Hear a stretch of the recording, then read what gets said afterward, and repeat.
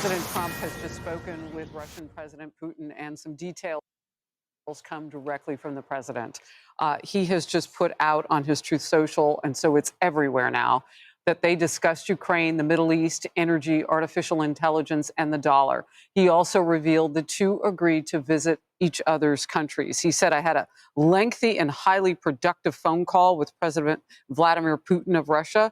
I just read what he said they talked about. We both reflected on the great history of our nations and the fact that we fought so successfully together in World War II, remembering that Russia lost tens of millions of people, as we likewise lost so many.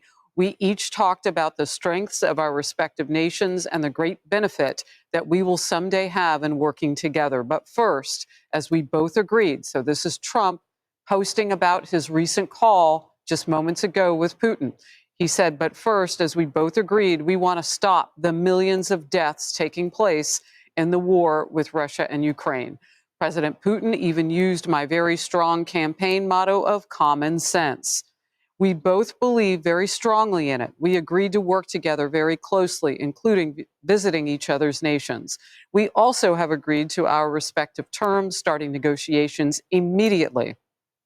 And we will begin by calling President Zelensky of Ukraine to inform him of the conversation, something which I will be doing right now." So this is playing out contemporaneously as we're here live on Outnumbered.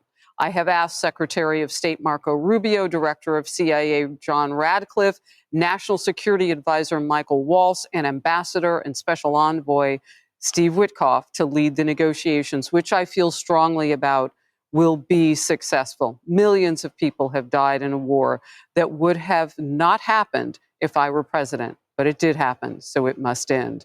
No more lives should be lost," President Trump writes. I want to thank President Putin for his time and effort with respect to this call, and for the release yesterday of Mark Fogel, a wonderful man that I personally greeted last night at the White House. I believe this effort will lead to a successful conclusion, hopefully soon. The President of the United States.